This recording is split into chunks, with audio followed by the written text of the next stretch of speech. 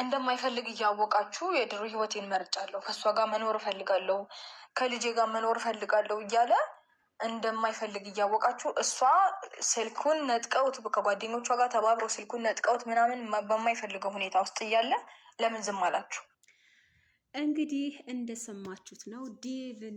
ዴቭ ለሩታ ሄዶ አበሰራት። አብርሃም የት እንዳለ ታውቋል። አብርሃም ከማጋ እንደሆነ ታውቋል። አብርሃም ኬት ወዴት ከማጋ እንደሆነ ደህና እንደሆነ ለሩታ ዴቭ አበሰራት። እንደዚህ ውብ የሆነ ጊዜ እያሳለፉ ነው። ለጊዜው ደህና ነው። ከተጨነቅሽ ልንገርሽ ብዬ ነው አላት። በነገራችን ላይ ቪዲዮ ታስታውሳላችሁ ጀማ። ይሄ ቪዲዮ ሄርሜላ ጠፍታ 2 ሳምንት ነው 3 ሳምንት 2 ሳምንት ነው ሳምንት ጠፍታ በመጣች ሰዓት እንደዚህ ነበረች፣ ድንቡሽቡሽ ነበረች። አሁን ደግሞ ከስታለች። ለማንኛውም ዴቭ እንደተናገረው ሩታ ያው የተናገረችውን ነገር ከእሷ ጋር እኮ ምንም አያደርግም፣ ከእሷ ጋር ምንም አያደርግም። የበፊቱ ህይወቴ መርጫለሁኝ፣ የበፊቱ ህይወቴ መኖር ጀምሬያለሁኝ እያላችሁ ስልኩን ነጥቃችሁ ነው የወሰዳችሁት ብላለች።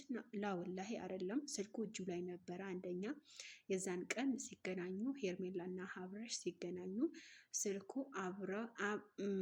እጁ ላይ ነበረ ማለት ነው። እና ደግሞ ልጅ አይደለም አብርሃም ሚጠባ ልጅ ራሱ እጅ ተይዞ አይደለም የሚኬደው። እና በዚሁ አጋጣሚ አብርሃም ልጅ አይደለም፣ የፈለገበት ቦታ የመሄድ የፈለገበት ቦታ የመኖር መብት አለው። እና ደግሞ አብርሃም ትክክለኛ ነው ብለሽ ነበረ ባለፈው ማለት ነው። ስለዛ እኔ የምነግራችሁ ነገር አብርሃም ትክክለኛ ነው ምትሉ እህቶች ተሳስታችኋል።